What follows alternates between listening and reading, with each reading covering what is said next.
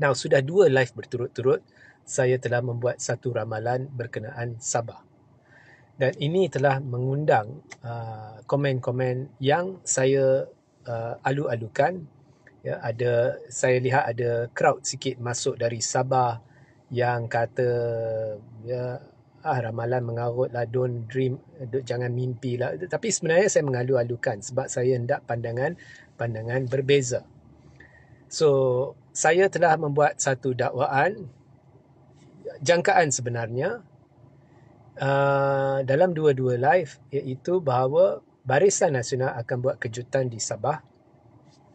Dan setelah membuat jangkaan pertama, ada satu pihak politik yang telah yang sebenarnya masyhur dalam bidang pilihan raya ni, yang secara dengan syarat saya tidak reveal lah siapa dia, telah membuat satu cabaran kepada saya, ya, dia buat satu pertaruhan dengan saya. Dia kata, kalau kamu berani ulangi jangkaan kamu, maka kita bertaruh, ya, tapi bukan duit lah, ada benda lain lah. So saya setuju dan saya telah ulangi dakwaan saya semalam atau jangkaan saya semalam, iaitu pada PRN Sabah, Barisan Nasional sama ada akan menjadi parti atau gabungan paling dominan, maknanya dari sudut pungutan kerusi berbanding mana-mana gabungan lain, dia akan terbanyak, atau seteruknya pun sama banyak dengan satu lagi gabungan, mungkin Warisan, mungkin GRS, kita tidak tahu. Okay? Now, setelah saya mengulangi, ada satu lagi, kali ini pemimpin politik juga saya tidak boleh namakan, yang pun telah said the same thing. Adakah kamu berani ulangi dakwaan kamu, dan saya kata, atau jangkaan kamu, saya and stick to it, ya, supaya semua orang tahu, ya, awak telah buat jangkaan ni. So saya kata, ya, saya akan buat semula. Kita ada pertaruhan kita, dan saya ulang sekali lagi, dan hari ini saya akan jawab beberapa soalan yang telah diajukan oleh penonton dan juga pemimpin berkenaan. So saya ulang, Barisan Nasional saya jangka akan buat kejutan di Sabah, di mana seteruk-teruknya pun jumlah kerusi yang dia pungut sama dengan satu lagi gabungan yang mungkin GRS, mungkin Warisan, saya tidak tahu. Okay. Now, pemimpin ni telah meminta saya rujuk kepada satu klip video kecil. Saya tidak tahu mengapa dia minta saya rujuk, tapi saya rujuklah. Bersangka baik, kan?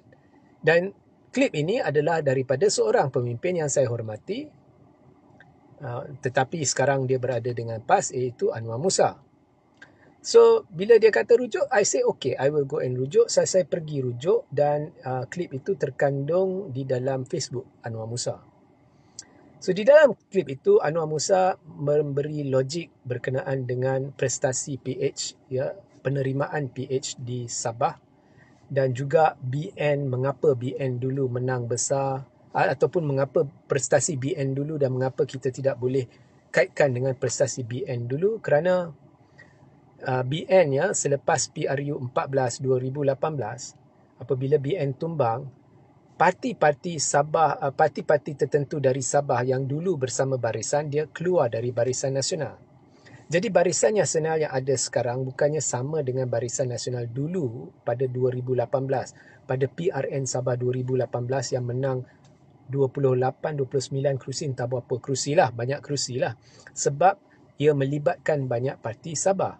Okey, itu poin yang valid, okey, oleh Anwar Musa. So, saya dah rujuk video itu seperti mana yang diminta oleh pemimpin berkenaan. Jadi jika pemimpin berkenaan sedang menonton, dia tahulah. Saya dah beritahu, sekarang saya dah tonton.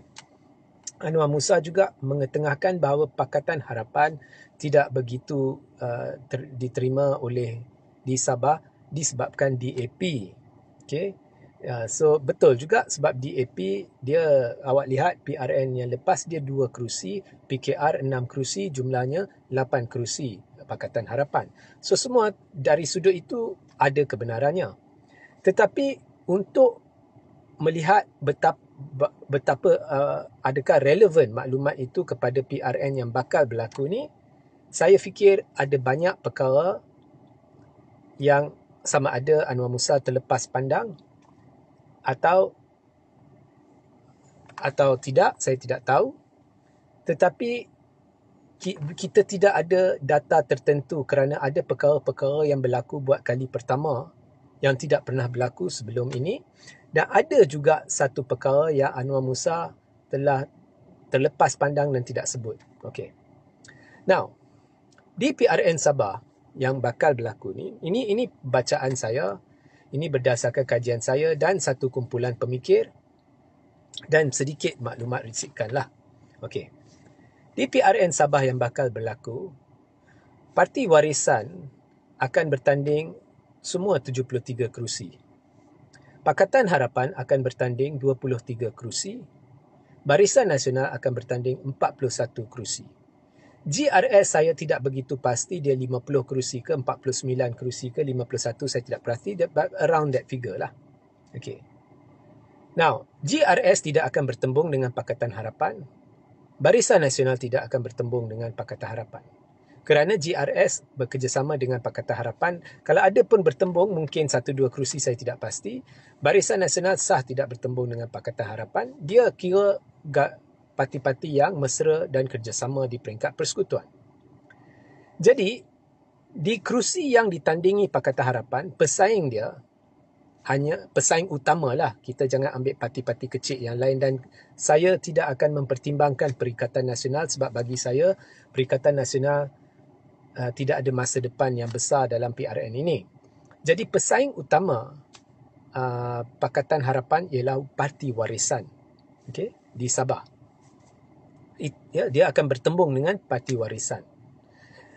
Tetapi GRS bila dia bertanding, dia akan bertembung dengan di banyak kerusi dengan, bukan semua kerusi, tapi di banyak kerusi dengan Barisan Nasional dan Parti Warisan.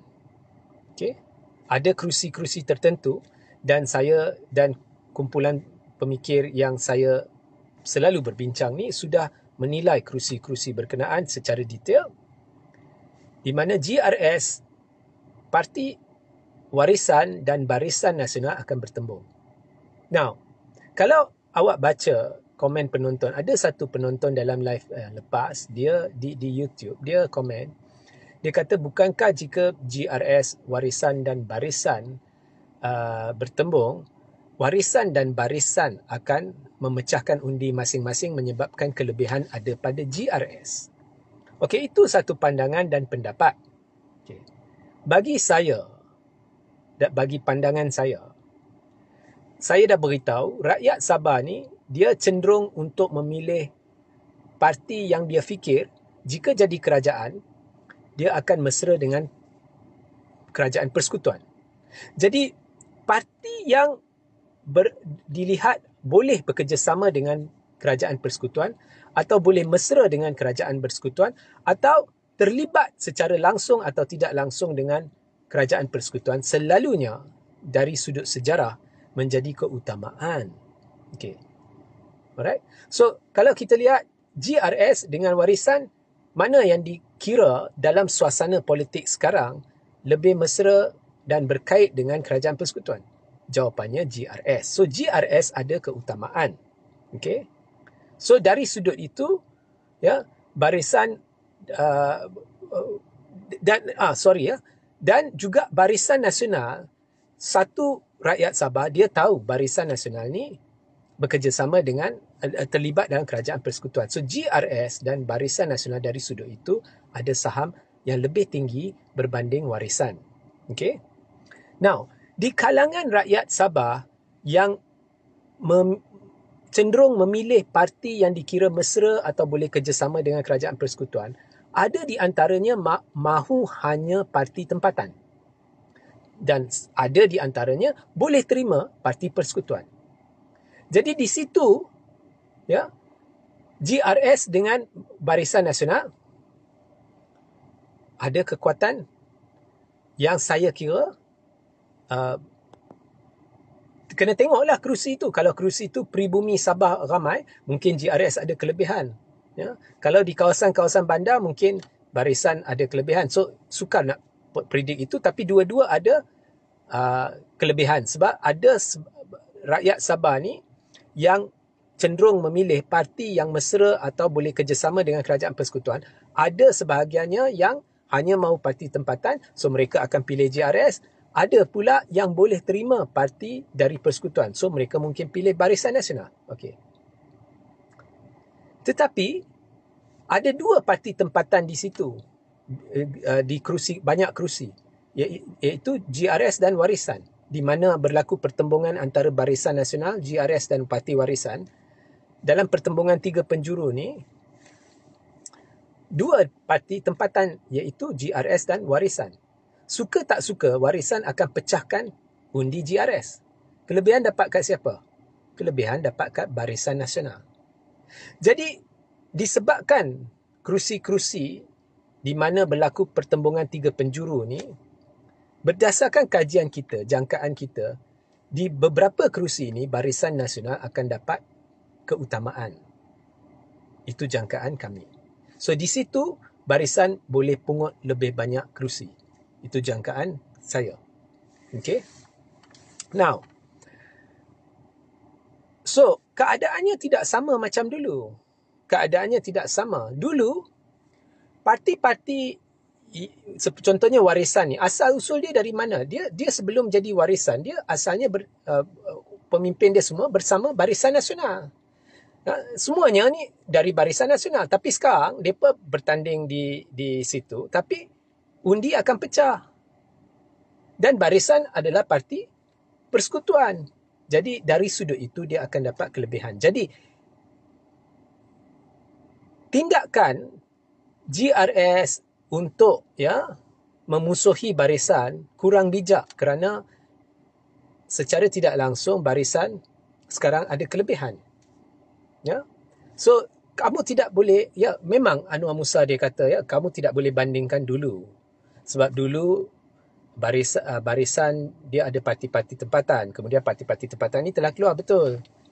Tetapi dah keluar pun, kalau kamu lihat sekarang dinamik yang berlaku, ada kemungkinan besar undi akan pecah.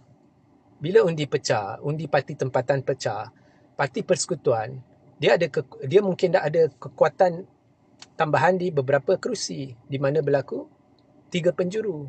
Okey, faham? Okey. Kalau faham itu, kita beralih pula kepada Pakatan Harapan. Ya, Pakatan Harapan dulu tidak begitu diterima, betul. Tetapi awak lihat kes Bersatu, ya. Now, PRN Sabah 2018 disusuli dengan PRN 2020. Kerana selepas berlaku langkah Sheraton, Bersatu ni beria-ia dan Barisan hendak mencetuskan PRN lagi sekali. Of course, rakyat Sabah pada masa itu tak happy lah. Mengapa nak cetus? Sebab mereka nak ubah lanskap. Sebab Bersatu dengan Barisan, dengan PAS ni semua dah kawal kerajaan persekutuan. Jadi di peringkat negeri, mereka juga nak kawal kerajaan negeri. Jadi mereka beria-ia hendak adakan PRN. Dan pada masa itu Anwar Musa sebahagian daripada Barisan. Dan dia ada jawatan tinggi dalam Barisan. Dan dia sebahagian daripada penggerak, kita boleh anggap penggerak untuk cetuskan PRN. Jadi di peringkat negeri, mereka nak kawal negeri itu. Nah, Bersatu ni dikira parti baru pada masa itu. Ya, Bersatu ni diwujudkan, saya rasa 2016-2017, kemudian dia pilihan raya pertama yang dia menang ialah 2018. Kemudian 2 tahun selepas itu, tiba-tiba pada PRN Sabah, Bersatu boleh menang 11 kerusi. Parti baru. Parti baru. Aura dia Melayu. Aura dia UMNO. Pemimpin watak utama dia Tun Mahathir dan UMNO dan Muhyiddin. Tun Mahathir, reputasi dia di Sabah tidak begitu baik. Kerana dulu ada orang buat Tun Mahathir lah terlibat secara langsung lah, tidak langsung lah di bawah pentadbiran dia, skandal IC Sabah dan sebagainya. So, tapi Tun Mahathir pada masa tu lepas langkah Sheraton, memang Muhyiddin dah buang dia daripada buang dia secara tidak terhormat daripada Bersatu, kerana Muhyiddin nak jadi Perdana Menteri. Tetapi aura Bersatu ni dikaitkan dengan Tun Mahathir dan Muhyiddin. orang UMNO, ORA UMNO. Perlembagaan Bersatu pun adalah ciplak daripada Perlembagaan UMNO diubah suai sana sini. So, parti baru tiba-tiba 11 kerusi dalam PRN. Itu satu pencapaian yang menakjubkan. Pada masa itu, dekat-dekat dengan PRN, saya pernah buat satu live. Dan di dalam live itu, saya kata Bersatu akan buat kejutan kecil. Nah, pada masa itu, bukan semua ramalan saya betul. Saya tak berapa tahu sangatlah nak baca pilihan raya. Tapi saya pernah buat ramalan, Bersatu akan buat kejutan kecil. Dan orang gelak saya. Mereka kata, Bersatu ni baru. Saya kata, mudah. Orang sabar. Dia sama ada dia pilih parti tempatan. Ada sebahagian boleh terima parti sepempatan. Ada yang boleh terima parti persekutuan. Tapi asalkan parti-parti yang dipilih itu mesra atau bekerjasama dengan kerajaan persekutuan atau sebahagian daripada kerajaan persekutuan. Dan saya kata, tambah pula Bersatu, presiden dia adalah Perdana Menteri. Dan memang tepat, Bersatu menang 11 kerusi. Okey. Sebab Bersatu, presiden dia Muhyiddin Yassin. Dan Muhyiddin Yassin pada masa itu adalah Perdana Menteri. Okey. So, itu adalah satu pencapaian yang awak tidak boleh buang daripada mana-mana jangkaan, ramalan atau perbincangan. Okey. So, DAP, PKR tidak pernah jadi sebahagian daripada kerajaan persekutuan pada masa PRN diadakan. Tetapi sekarang, bukan hanya PKR adalah sebahagian daripada kerajaan persekutuan. Dia adalah parti yang dah wujud 20 lebih tahun, 30 tahun, lebih 20 tahun. Dan presiden dia adalah Perdana Menteri. Dan kalau awak masih ingat, selepas PRU 15, demi mewujudkan kerajaan persekutuan, DAP telah memohon maaf kepada Sabah atau Sarawak, saya lupa. Sabah saya ingat. So, dan DAP dia telah kurangkan retorik dia yang dikira di bawah Anthony Locke ni dikira tidak disukai oleh orang Sabah. Okey. Maknanya kalau dulu tak pernah PKR pada mana-mana PRN, tak pernah PKR pada ketika Sabah masuk pilihan raya, PKR sebahagian daripada kerajaan. Kini, bukan hanya dia sebahagian dari kerajaan, presiden dia adalah Perdana Menteri. Jadi, berbalik kepada kenyataan asal saya, PH, di kerusi yang dia bertanding, pesaing utama dia ialah Warisan. GRS tak ada, Barisan Nasional tak ada. So, dua komponen utama. Kalau ada perikatan, saya kira saya tak indah lah. Saya tak indah. Jadi tumpuan rakyat Sabah, saya beritahu, rakyat Sabah ni dua jenis. Dia boleh terima, dia utamakan parti yang boleh kerjasama dengan kerajaan persekutuan atau mesra dengan kerajaan persekutuan atau sebahagian dari kerajaan persekutuan.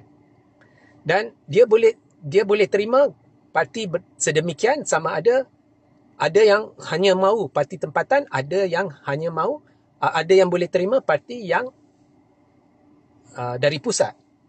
Tetapi jika Pakatan atau PKR lawan Warisan buat masa ni tidak dilihat sebagai parti jika dia bentuk kerajaan, dia boleh mesra dengan pusat. PH dilihat begitu. GRS dilihat begitu. Barisan dilihat begitu. Warisan no. Maknanya, bukan semua kerusi. Saya tidak tolak ya, ada kerusi-kerusi PH lawan Warisan akan menang. Tapi ada kerusi-kerusi yang PH berpotensi menang. So, saya jangka PKR akan menunjukkan peningkatan dan di atas dasar itu, Warisan akan menunjukkan perosotan dan sekaligus Barisan Nasional akan menunjukkan peningkatan. Barisan Nasional sama ada akan jadi parti paling dominan atau seteruk-teruknya sama dengan satu gabungan yang lain. Mungkin Warisan, mungkin GRS. Saya kira GRS lah. Okay. So, pilihan raya ni akan didominasi oleh GRS. Hari ini saya beri tambahan. GRS Pakatan Harapan dan barisan yang akan dominasi. Okay. Now, ada satu game changer yang telah berlaku dan saya tahu ianya akan berlaku tetapi saya tidak ingin ulas selagi ianya belum berlaku, iaitu keputusan kerajaan untuk tidak merayu. Ya, keputusan mahkamah berkait dengan tuntutan hasil 40% Sabah. Jadi bila kerajaan telah memutuskan untuk tidak merayu sekaligus mengiktiraf keputusan mahkamah sebagai muktamad, ya, iaitu Mahkamah Tinggi Kota Kinabalu sebagai muktamad, mengiktiraf tuntutan 40% hasil Sabah oleh Sabah, ini akan menjadi faktor lonjakan, anjakan, awak nak kata apalah, kegembiraan rakyat Sabah, ya, dan ini akan menaikkan saham Pakatan Harapan dan Barisan Nasional di Sabah. Actually, ia akan menaikkan saham GRS juga. Jadi, ini sudah pun menjadi game changer di Sabah. Alright? So, game changer ini akan meningkatkan, ya, kemungkinan kerajaan yang terbentuk ialah kerajaan GRS, PH dan Barisan Nasional di Sabah. So, itu sahaja.